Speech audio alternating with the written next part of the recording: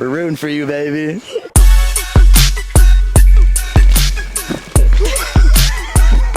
candid as well. Wow. This is so beautiful. I want you, I need you, oh God. I want to thank my mom and my dad. And I also want to say that, did you know that these are called leaves? No. They're called leaves? These are called, no. Yes. And these are called leaflets. Because you broke it in half. No, see the little things there? Leaflets. Sick.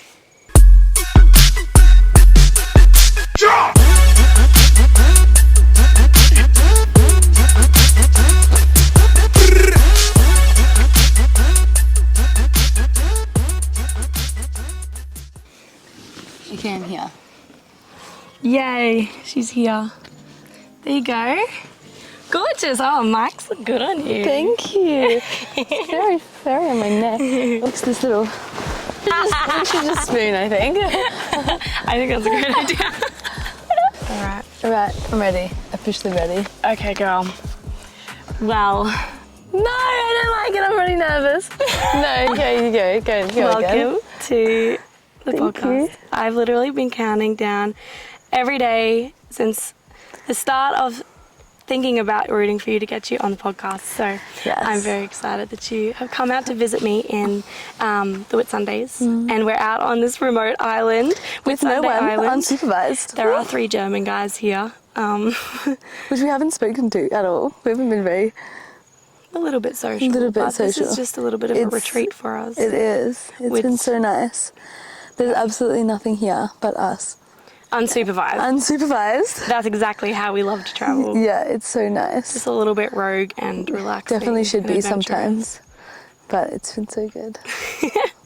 Okay, so I just want you to tell me a little bit, first of all, about how you love to travel. Like, which way of traveling lights you up?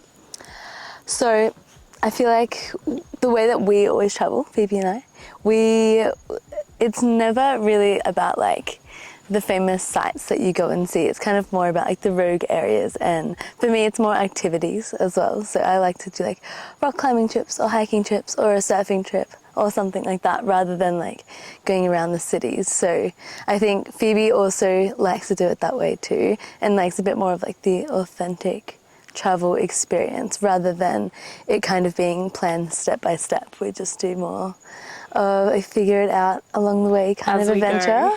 Yeah. Which has definitely got us into some situations, but But it's always worked out. It's honestly always worked out, and I don't know, Phoebe has some kind of crazy travel luck, and when I'm with her, it's always the most rogue but like fun adventures ever. Yeah.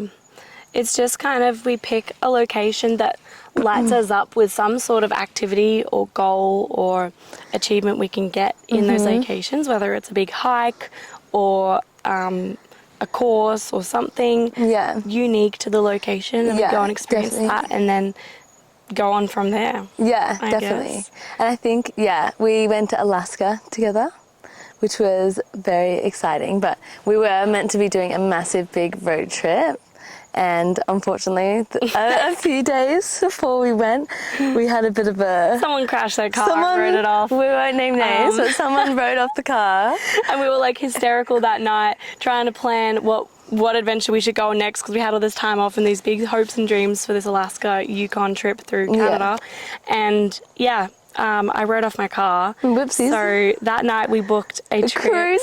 on a cruise. And which is so rogue for us because we're not cruise people. Like, that is being locked in one area and not being able to get out. It's very weird for So we us. just ran laps around the We did, and cruise there's ship. cake on every floor, we found out, which was so And good. ice cream. Oh, okay. But Phoebe bullied me about my ice cream choices. Yeah, because vanilla. It's the best flavour, thank there's you. So you can add anything to it. It doesn't ruin it. If a really good vanilla ice cream is the best. But then we did a bit of a hitchhike down to Seward and had the most rogue night out of my life in this tiny little fishing town in Alaska. But we definitely made it a good experience, even though we did like a little bit of a cruise, which was still fun. Yeah. Also, like, oh my god, unlimited food for people that were living in staff housing was amazing. Yeah, exactly. But it's also just making the most of whatever comes your way. I feel like that's something we're really good at, is if it's the people that we run into, we like, oh, amazing, you're going on this hike to a glacier even though we've got no car up there. And we ended up running into people from the past hostel who were driving up to this exact glacier we wanted to hike. We were like, yeah, we'll walk there. We're like on our way to go walk there, or somehow work out how to get to the trailhead. 10Ks. Yeah. Or something, like 10Ks. Well, yeah, that'll be fine. That'll be fine. It's like Alaskan road in the wilderness. We'll be fine. And then we got there and like the sign out the front had like no guns allowed, and it was just completely shot up by guns. Like literally, like I was like, oh, we're in the wilderness right now. This is really wild. With like above knee deep snow we're trekking through. We're like, it'll be okay. It was moose like imprints in the snow, and we were like, okay, this is pretty hectic out here. A little bit rogue, but we ran into people that had a car. We're heading that way, made it work, and everything that we wanted to do, we ended up doing somehow, but we didn't. Yeah, but it was pretty fun. So we've explored Alaska together. We've explored a lot of Canada together. But we've also done a lot of travel in our own lives separately, and I want to hear a little bit about you. Like, what have you had to overcome to get to this mental stage in your life where you're confident enough to go on these adventures with people on your own or with new people? Well, I think my first big thing that was meant to be about myself was to move to Canada, which was a massive step for me because I grew up with a twin. So this sense of like independence was completely new. I didn't have any kind of idea of what it was to make friends by myself or explore somewhere by myself or even deal with like big emotional problems by myself without someone like directly there. So moving to Canada, I was kind of going through my own mental health problems at that point, and I moved just to get away from it. It was kind of like this escape, but once I got there, it changed my life completely, and it made me realize that you can go out and travel and it's a lot easier than you think. It's just your mental state that's getting in the way, and it's just you stopping yourself. But I do acknowledge that growing up, like our family, we were very privileged in the sense that mum and dad took us to do a lot of travel, so we weren't really the resort kind of family. Like we would go to remote parts of Fiji and stay with the locals and eat, like I remember nights when I was like 8 and we ate like all we had for dinner was like a plate of snails or something like that, and and no seasoning or anything, and we were just like and no, if we complain, nothing, you get the little lemon pick off the tree and you scoop it out and you eat it, but we like loved it all, and it was such a cool thing for kids to experience, and especially to come back every year and like see how the things that people cared about as well back home when we were there, and we every year would go back to the same island and we'd go to school there and we'd meet the locals, and we had this amazing relationship with the locals for like 10 years. We were just there, so it was just it was a really cool way to be brought up and to kind of you ground yourself a lot. And then coming over to Canada and meeting my own friends and people with the similar mindset to me was amazing. And then I still have friends from that now. Yeah, lifelong friends. Lifelong friends. That's a big takeaway from a lot of my travels, is the people that you connect with there, the things you go through with each other, just build a bond like nothing else. Different. That's how we've been friends for 3 years now. Which is so wild, because it feels like yesterday Phoebe let me stay in her house because I was with one of my other friends, but she snored super loud. Bless her, love her, but she snored really loud, and I was like, I need some sleep. And then Phoebe's like, come stay with me, and that's how it kind of all started in that little. That's how all the adventures began. Yeah, it was pretty wild. And one thing I've always admired about you since the day that I met you as a stranger was how you're able to quickly connect with someone, quickly make a friend with a stranger. And that's something that is really important when you're traveling, especially if you're traveling solo. Like you go into a hostel room, you have to break the ice immediately. Like you have to be that forward person that connects with them. So how would you encourage people to get over that social anxiety and talk to people, make connections? Well, the best thing that I found is that people, at the end of the day, they really like to talk about themselves. Honestly, they do. Like, people love to share their experiences, and then you can always find some common ground there. Like, there's always going to be something that you guys either have in common. If not, then that's fine. Like, maybe they're not your people. But I also, funny you say that, is a massive thing I've been working on, is traveling is amazing to meet people, but it's also it can be very draining going to every hostel trying to be best friends with everybody. And I think it's also important to, yes, go out and make connections, but also you don't have to be best friends with everybody. And that was a big thing that I was learning throughout the years, is that it's really hard to be everyone's best friend all the time. It is also important to be able to travel and be okay being like by yourself as well.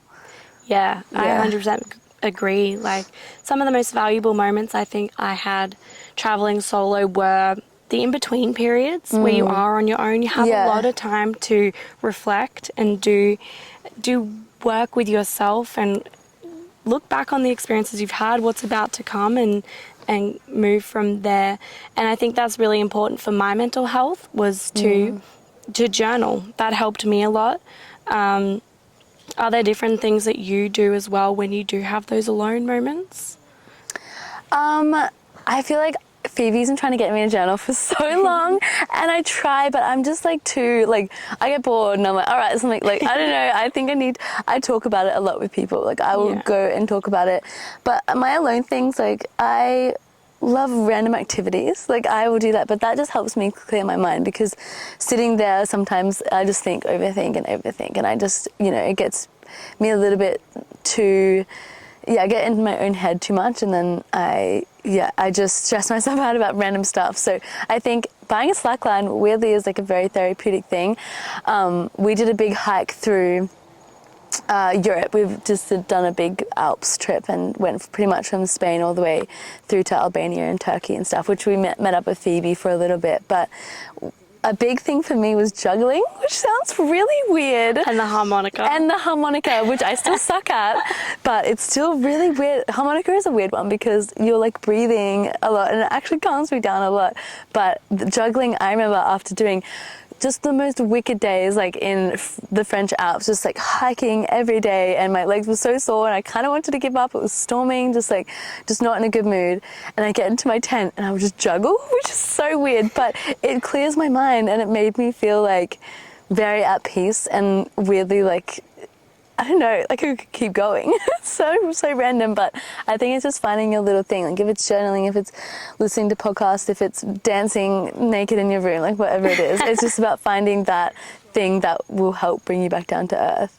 I remember the girls would like be in bed about to fall asleep and they'd hear me go in the tent. They're like, "Are you fucking juggling right now?"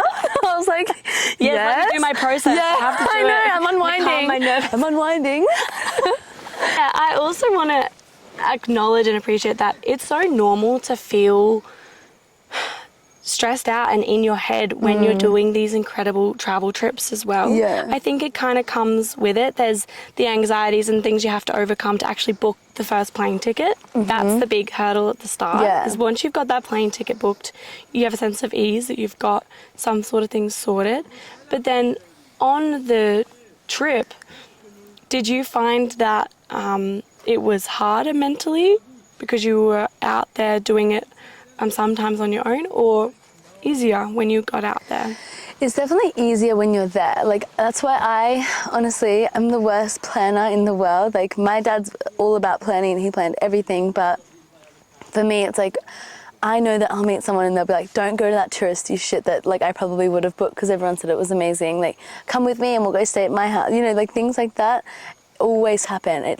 I've never been on a trip where it didn't happen, and that's why keeping it open is better. But I think for me personally, some people are different though. Some people need those things booked and it will make them less stressed. But for me, having something booked like that would be more stressful, I think. But once you're out there, honestly, like, things just flow.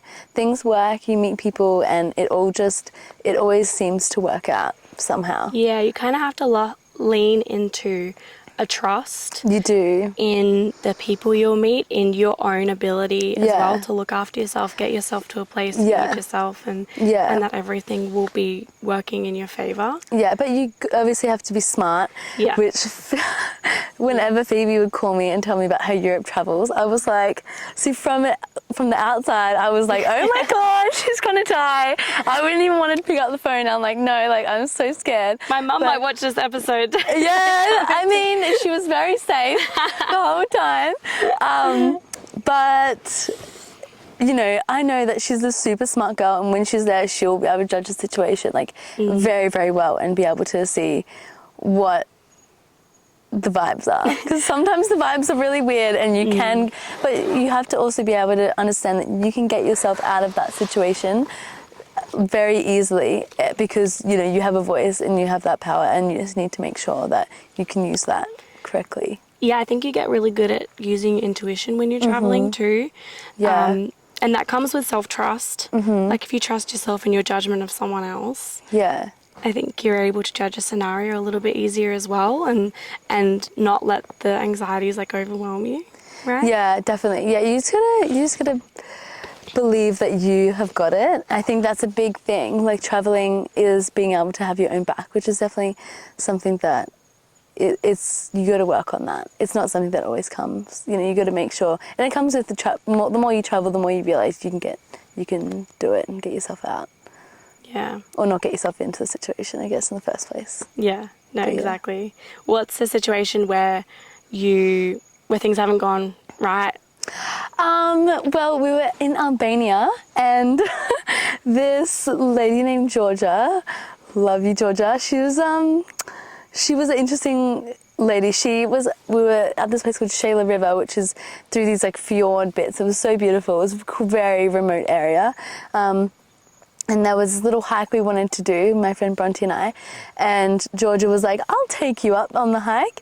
And we went up, and this lady tried to like kiss me on this cliff, and I said, no, thank you. And she was like, but come on. And then I was like, no. So we had to try and get away from this like Albanian lady that was trying to kiss me, and it got very weird. But we ended up realizing, you know, this lady smoked like 4 packs a day, so we could outrun her pretty quickly. So we kind of just bolted out of there. But little things like that happen. But you got to realize, like when I went up there, I realized it was a 5-minute walk. If anything did go wrong, I had my phone on me, I had reception, like it was okay. But you just have to make sure you can kind of, I don't know, try and judge the situation correctly. Yeah. That's kind of like the only really weird one that's happened to me. Well, that's good. So everything else, you've just started with a plane ticket and like what your first few accommodations? Yeah, we've definitely had some nights even in Spain with Phoebe where it was like we were booking it night by night. It's way more expensive to do it that way though. Like I acknowledge that we would have saved a lot of money if we did book it in advance. But we did some pretty epic things, kind of just booking it day by day. Yeah. But well, the thing is, yeah. when we were traveling in Spain, we met up and there was 4 of us traveling together. Oh my so we God. were able to then travel a little bit differently because we could book Airbnbs. Yeah, true. But before that, like when I was traveling on my own, I was booking hostels. And you were with 2 other girls and you were booking hostels as well. Yeah. Because it just like, you got to weigh up the financials as well with how many people you're traveling with.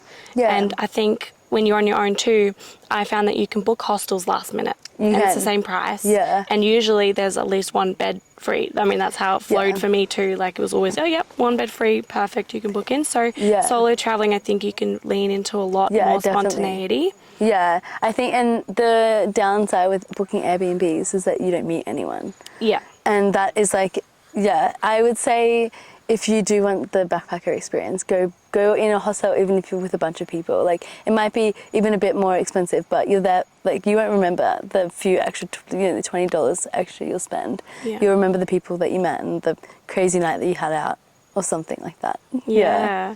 Definitely.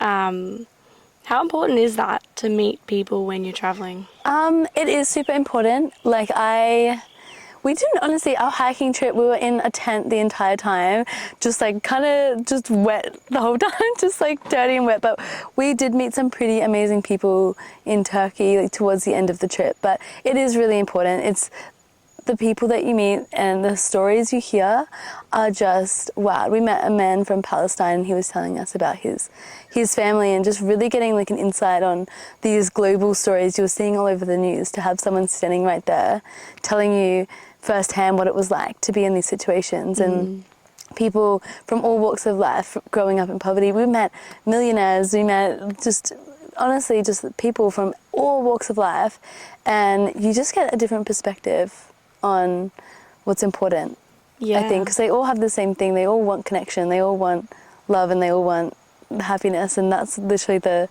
main roots of what drives everyone. Yeah, exactly. When it's all stripped back. I remember meeting the same thing, like millionaires that were in hostels that were 15 euros a night, and I'm like, okay, just fill me in here. Like, why are you staying in a hostel? And they literally said the same thing, because if you're traveling solo, especially, hotels can be boring, and the thing that makes your travel stories is the people that you meet and the connections you make, and the growth you get from that cultural interaction as well. Like, I also met other people from Ukraine when the war first started, and this guy was fleeing his country. He was super rogue. He had an owl and he had a snake with him, because apparently he owned a zoo in Ukraine, and so he needed to leave, and he got these two animals. I don't know what happened to the other animals, but he got these two, and he was in Croatia, and he was then making his money off working on the streets with them, getting tourists to take photos with them. And he was in my hostel.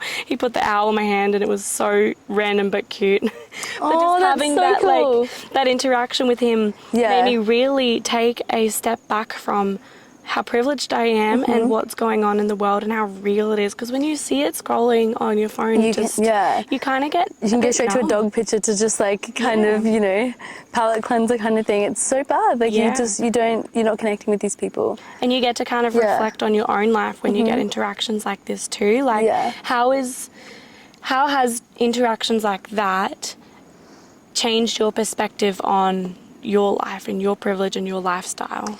I can definitely acknowledge my privilege a lot. A lot of people I met in Albania that they were just coming out of communism, I believe, and the opportunities that they were talking about were things that they were super excited about, were things that I just thought everyone had. You know, the ability, they still can't come into Australia, they need to be sponsored. The ability that we can go anywhere that we want in the world, we can, you know, we have the opportunity to travel because my family that was a massive, important part of our childhood. And you just meet people that have honestly nothing in some of these really, really remote areas. But they are honestly some of the happiest people I've ever met as well. Because they don't want more. They're just happy with what's going on. I think it also just makes me want to see more of it as well. You just want to, I don't know, you want to immerse yourself in more of that kind of stuff. And it honestly drives me away from the more consumeristic stuff. Like, personally for me, like visiting New York or something like that isn't really on the top of my bucket list, maybe later on in life, but I don't know, I just want to see more of these kind of areas. Yeah, it's making you value a bit more of the natural wonders, you'd say then, definitely. Rather than big city styles. It's just a different type of travel, more expensive type of travel, just also different. Yeah, and it's also just being able to actually see the culture of the country and see how they live, like their 9 to 5, you know, like that is, and the traditional foods and all of that stuff, like that is what traveling is for me, definitely. And also hiking big mountains as well. Yeah, of course. Yeah. And rock. And you get very excited over cool rock to There's so many cool rocks out there. You should have seen me in the Dolomites. Oh my God, it was crazy. Orgasmic. Yeah, honestly. Yeah, I love that. Everybody I met when I was traveling too had their own little quirks, like their own little things they liked doing in each place. Because when you're doing it long term, you have to make it your own. Like, there were some people that carried a basketball and they would find old ruined basketball courts. I met other people that would travel with slacklines, like you said, and that's a really great way to meet people with slacklines. Just invite loads of people. We met so many people through that. Oh, it just flew past. Yeah, a little main character for a moment. Yeah. I met a guy on the plane to Albania, I think it was, and he got everyone to draw a duck in this book from all over his travels. So everyone had their name and where they were from, and there was this whole book full of ducks. And it was so cool. And we got everyone on the plane to draw a little tiny duck as well. We went around, and then, it was actually pretty cool. We ended up creating a goal for our year, and we got each other on WhatsApp, and then we have to check in with each other at the end of the year and see if we got the goal.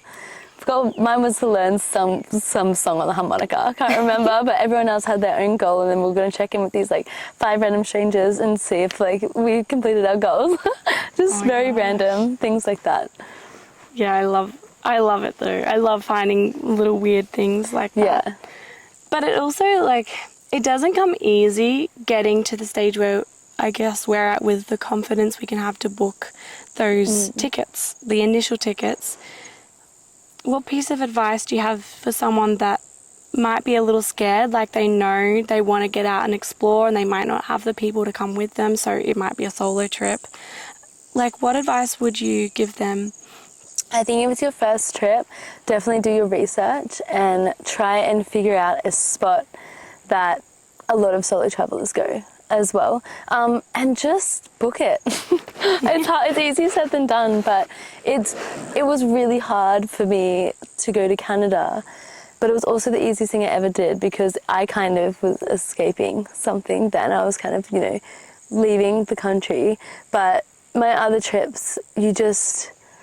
I don't know, it's hard to give advice on that, but I think you just, you find a spot that you know there's going to be a lot of other solo travelers and you start with that first and you kind of ease your way into doing the bigger trips. Maybe it is going to be a small trip, but a small trip can be just as worthwhile as going for a 6-month-long hike around Europe, you know, like the smaller trips, even if it's just to the next town and you're going by yourself, like little things like that will build your confidence, or going for a hike by yourself or doing something like that. Little things like that. Start small. Like you don't have to go to, you know, Everest tomorrow or something, you know, you can go and just do little trips first and it'll get easier as it goes. I guess the more you get little glimpses of like the beautiful things that are outside of your hometown, it's like an addiction. It is an addiction. It's like and you also come home and you're like, there's so much more I want to see. Like, what am I doing at home? Yeah. Actually, that is an important factor too. Like, we've both spoken about how it feels when you come home from a trip like that, where you've done so much work on yourself, you feel like you've grown as a human, and you come back to a place that just feels so the same. How do you deal with the mental health struggles after that? Honestly, I struggled most with my mental health when I came back from Canada and I booked Europe 3 weeks later. So book another trip. No, I think that is a cure. Yeah, no, I think that I also struggled when I came back from Europe, and it was this constant cycle. I'd go on these trips and I'd find out more about myself and I'd meet people from around the world and I'd do all these amazing things, and then I'd come home and it was like no one really knew that what you went through. And at home, especially in the more modern world area, they value different things. They value things that you can touch, or careers, you know, they value cars, and that's the measure of success that they hold.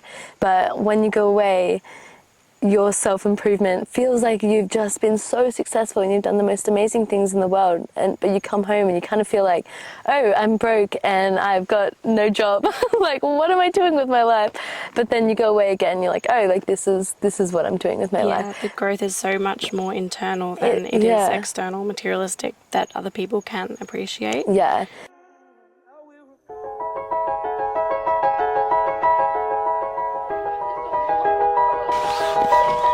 Can you make your hammock so that it doesn't have that line in the middle? What line in the middle? You know how it gets like a little crease up the butt crack? Yeah. Yeah, I can try. So I think that the filming cut out in the middle of the conversation, and that's when it got really good. It got really good. Oh, yeah. That's when we talked about all the rogue juicy stories. Yeah, all just the really hectic all the really stories. crazy things. Yeah. Oh well. I think that's in actually the universe now. We spoke a little bit about some random interactions we had here in on the island. One of the random boaty guys came over and spoke to us and invited us onto his dinghy to go and explore some of the... This beautiful old couple, they came from Yamba, and they were just up here sailing around, literally just their lifestyle. They just get to sail around here. And they said that we can come and like whip around the dinghy if we want to, go around all the bays. Oh my God. And I was like, I don't know how to drive one of those, but I can drive. You can drive a boat, right? No. You can drive one? I can drive one. It's fine. Yeah. Anyways, that's just an awesome opportunity that came up just because we met these cool old couple that are living the life that spunk. They just loved the vibe that we were giving off, so they lent us the dinghy. Well, they were just like, they didn't travel when they were young, and they were admiring that we were doing it. Yeah. They're like, just take our boat. They said the classic old Shouldn't person trust thing, them. do it while you're young, love, do it while you're young. Yeah, I know, but I'm also like, I could also see myself retiring on a yacht, so that also Absolutely. sounds lovely. Yes. Yeah, so hopefully they do come by and we can go out on the dinghies and The sunset, our that'd be so German nice. boys can catch us fish for dinner. Perfect. It sounds amazing. Sounds so good. But I would love to hear just your last comment on why should people travel? I think, yes, you see amazing things, you meet amazing people, but out of all of that, I think the self-development that you can get from traveling is like any other experience. Like, it is being able to go out there and fully back yourself and really understand why you want to be out there and why you want to live an amazing life. It correlates to everything. I think it helps me with so many other aspects of my life, being able to really, really, I don't know that I've got this and find out what I like and the kind of people you want to surround yourself with. I think it really sets you up for an amazing mindset to get through a lot of things. Yeah, I love that. Well, I love you and thank you for coming to I love visit you. me in Airlie. Oh, if I have to. If you have to, If I have I'm going to to. be coming to Tasmania. You better. But thank you for sharing inspiration with everybody. Oh, thanks for listening. Mwah. Mwah. Beautiful. Crushed it. Crushed it. Crushed Let's it. go float in our eggplant. Yeah, let's go float in the eggplant.